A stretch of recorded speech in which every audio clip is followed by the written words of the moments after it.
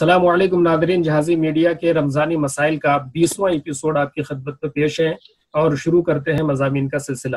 پہلا مضمون ہے تربیت نفس اور اعتکاف۔ اس پر اظہار خیال کے لیے ہم گزارش کرتے ہیں جناب مفتی ظہیر احمد صاحب قاسمی سے، جو کانپور سے ہمارے ساتھ جڑے ہوئے ہیں۔ تربیت نفس اور اعتکاف۔ بسم اللہ الرحمن الرحیم۔ یہ جو اعتکاف ہے، اعتکاف کے جو لغوی معنی ہیں وہ خود گویا کہ اللہ کے در پر پڑ جانا، اس کی چوکھٹ سے چمٹ جانا اور دنیا اور مافیہ سے بالکل یکسو ہو جائے، علیحدہ ہو جائے، اپنی ساری کی ساری توجہ بالکل صرف باری تعالیٰ کی طرف مرکوز کر دے۔ اس طریقے سے نفس کی تربیت جو ہے وہاں پر ہوتی ہے، کیونکہ انسان جب گھر کے اندر رہتا ہے اور دنیاوی مشاغل کے اندر مشغول رہتا ہے تو پھر اس کا جو نفس ہے، اس کا جو دل ہے، وہ اللہ کی طرف مائل نہیں ہوتا ہے۔ اس لیے شریعت مطہرہ نے اعتکاف جو رکھا ہے مسنون آخری اشرے کے اندر، اس کا مقصد یہ ہے کہ تاکہ نفس کی صحیح طریقے پر تربیت ہو جائے اور صرف وہ اپنی توجہ کو اللہ کے احکامات کی طرف مرکوز کرے اور جو اللہ کی جو عبادتیں ہیں انہی کے اندر مشغول رہے، باقی جو دنیاوی جو اغراض و مقاصد ہیں ان کو وہ پس پش ڈال دے، اس کی طرف بالکل بھی متوجہ نہ ہو۔ یہ اصل گویا کہ اصل اسلام کا مقصود ہے نفس کی تربیت کر کے، تاکہ وہ جب 10 دن کی پریکٹس اچھے طریقے سے وہ صرف عبادات کے اندر لگائے گا، قرآن میں لگائے گا، تلاوت میں لگائے گا، تہجد میں لگائے گا، صلاۃ التسبیح میں لگائے گا، استغفار میں لگائے گا، درود شریف میں لگائے گا، تو پھر جو ہے نا اس کی ایسی تربیت ہو جائے گی کہ پورا جو سال ہے اگلا وہ بھی جو ہے نا وہ انشاءاللہ دینی عبادات کے اندر جو ہے نا وہ مشغول رکھ سکے گا، اور سارے کے سارے جو احکامات ہیں وہ دین کے تابع کر کے انشاءاللہ وہ اپنی زندگی کو بسر کرے گا۔ یہ اصل گویا کہ نفس کی تربیت اس اعتکاف کے اندر گویا کہ ہوتی ہے۔ چلیے شکریہ، جزاک اللہ، بہت مختصر جواب دینے کے لیے۔ اگلا عنوان ہے کیا اعتکاف رہبانیت کا نعم البدل ہے؟ اس موضوع پر اظہار خیال کے لیے گزارش کرتے ہیں مفتی امانت علی صاحب قاسمی سے، جو ہمارے ساتھ دارالعلوم دیوبند سے جڑے ہیں۔ بسم اللہ الرحمن الرحیم۔ دیکھیے، رہبانیت اسلام کے اندر نہیں ہے۔ قرآن کے اندر بھی کہا گیا لا رہبانیت فی الاسلام، اس لیے اعتکاف کو رہبانیت کا نعم البدل نہیں کہا جا سکتا ہے۔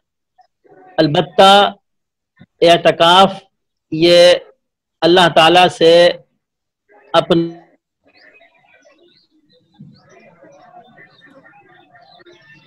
حاضری اور اللہ تعالیٰ کے دربار میں اپنے عجز و نیاز کا اظہار اور اللہ تعالیٰ سے محبت کا ایک ذریعہ ہے، اور اس طرح بندہ رب کے دربار میں پڑھ کر کے گویا یہ ظاہر کرتا ہے کہ اللہ ہم آپ کے در کے بھکاری ہیں اور آپ کے در سے ہم واپس نہیں جائیں گے۔ تو صحیح یہی ہے کہ روزہ یہ نفس کی تربیت اور اپنی حاجت کو اللہ کے سامنے پیش کرنے کا ذریعہ ہے، اس کو رہبانیت سے تعبیر نہیں کر سکتے ہیں۔ چلیے شکریہ، جزاک اللہ۔ تیسرا عنوان ہے اعتکاف میں نبوی طرز عمل کیا ہے؟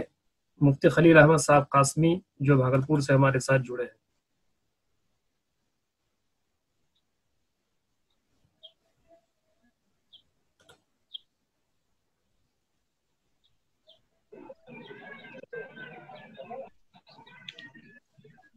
جی شروع فرما دیں۔ بسم اللہ الرحمن الرحیم۔ السلام علیکم ورحمۃ اللہ۔ حضور اقدس صلی اللہ علیہ وسلم کا طرز عمل اعتکاف کے سلسلے میں مختلف رہا۔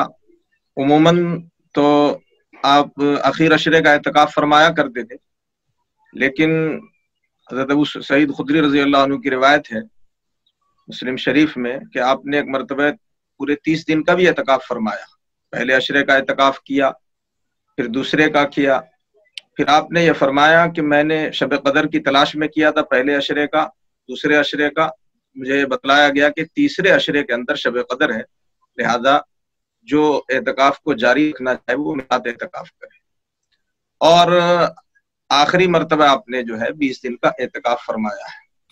یہ آپ کا طرز عمل تھا، اور اعتکاف کے اندر عبادت کے اندر کثرت، رات کے قیام میں اضافہ، اور تلاوت وغیرہ میں اضافہ آپ فرمایا کرتے تھے اعتکاف میں۔ چلیے شکریہ، جزاک اللہ۔ تو اعتکاف میں نبوی طرز عمل کیا تھا وہ ملاحظہ کر رہے تھے۔ اب مسائل کا سلسلہ شروع کرتے ہیں۔ پہلا مسئلہ ہے لاک ڈاؤن میں جگہ جگہ ہو رہی نماز کی جگہوں پر اعتکاف کیا جا سکتا ہے یا نہیں؟ مفتی امانت علی صاحب۔ جی، اعتکاف کے لیے چونکہ مسجد شرعی شرط ہے، اور اس لیے گھروں کے اندر جو لوگ نماز کر رہے ہیں وہاں پر اعتکاف نہیں ہوگا۔ جہاں مسجد ہے، شرعی مسجد ہے، وہیں پر اعتکاف کیا جائے۔ ہاں، اگر پہلے سے کہیں پر مسجد نہیں تھی اور لوگ کسی بلڈنگ کے اندر نماز کا اہتمام کر رہے تھے، ایسا ہوتا ہے بڑے شہروں کے اندر مسجد کی اجازت نہیں ملتی ہے اور وہاں پر لوگ ایک کمرے کو ہی مسجد بنا کر کے عبادت کا اہتمام کر رہے ہوتے ہیں، وہاں پر بعض مفتیان کرام نے، ہمارے بزرگوں نے اجازت دی ہے کہ ناگزیر حالات میں وہاں پر کر لیا جائے، انشاءاللہ مسنون اعتکاف ادا ہو جائے گا۔ لیکن اس وقت جو حالات کی وجہ سے لوگ گھروں میں نماز پڑھ رہے ہیں وہاں پر مسنون اعتکاف ادا نہیں ہوگا۔ چلیے شکریہ۔ دوسرا سوال ہے کہ اعتکاف میں آن لائن ایکٹیویٹی میں حصہ لینے کا جواز ہے یا نہیں؟ مفتی خلیل صاحب۔ جی، اعتکاف میں آن لائن ایکٹیویٹی یعنی ایسے امور کو اختیار کرنا جس میں آن لائن کچھ اپنے بیانات دیے جاتے ہیں، جیسے جہازی میں پروگرام کر رہا ہے، اگر کوئی ہمارے ساتھی اعتکاف میں ہے تو ان سے بھی رابطہ کر کے یہ پروگرام کرنا، اس قسم کا۔ جی، اگر اچھے امور کو اختیار کیا جاتا ہے تو اس کی شرعاً گنجائش ملے گی، البتہ ایک اس میں اس قدر انہماک نہ ہو کہ اس کے لیے دوسروں کے لیے بھی خلل کا ذریعہ بن جائے۔ تو اس طور پر شریک ہو سکتے ہیں کہ دوسروں تک صحیح بات پہنچا رہے ہیں اور صحیح پیغام پہنچا رہے ہیں، اس کی گنجائش ہے۔ چلیے شکریہ۔ تیسرا سوال ہے کمپنی کے آن لائن ورک دوران اعتکاف کیا جانا درست ہے یا نہیں؟ مفتی ظہیر صاحب۔ جی، آن لائن جو کمپنی کا کام ہے، نمبر ایک یہ ہے کہ ملازم کو یہ چاہیے کہ وہ اپنے کمپنی سے چھٹی وغیرہ لے لے، کیونکہ اعتکاف کا جو اصل مقصود ہے اس سے یہ سوال میں جو شکل ہے وہ بتلائے جائے۔ ہاں، آن لائن وہی اسی کی طرف آ رہے ہیں، تو کمپنی سے چھٹی لے لے وہ زیادہ بہتر ہے۔ اگر وہ چھٹی نہیں لے سکتا ہے تو مجبوری میں کر سکتا ہے، لیکن یہ اس کی روح کے خلاف، اعتکاف کی روح کے خلاف۔ باقی اعتکاف ختم نہیں ہوگا، اعتکاف درست ہوگا۔ چلیے، چوتھا سوال ہے کہ دوران اعتکاف مسجد سے تفسیر وغیرہ پر ویبنار کرنا جائز ہے یا نہیں؟ مفتی امانت علی صاحب۔ ویبنار کا مطلب کیا ہے؟ ویبینار جیسے سیمینار کرتے ہیں، آف لائن ہوتا ہے، ایک جگہ جمع ہوتے ہیں، ہال میں جمع ہوتے ہیں، یہی چیزیں سسٹم کے تھرو سے ہوتا ہے، جیسے کہ ہم لوگ کبھی مسائل پر ڈسکس کر رہے ہیں، اسی طریقے سے مقالات پر بھی ڈسکس کر سکتے ہیں، یہی ویبینار ہو گیا۔ ویب یعنی انٹرنیٹ کے تھرو سے سیمینار کرنا۔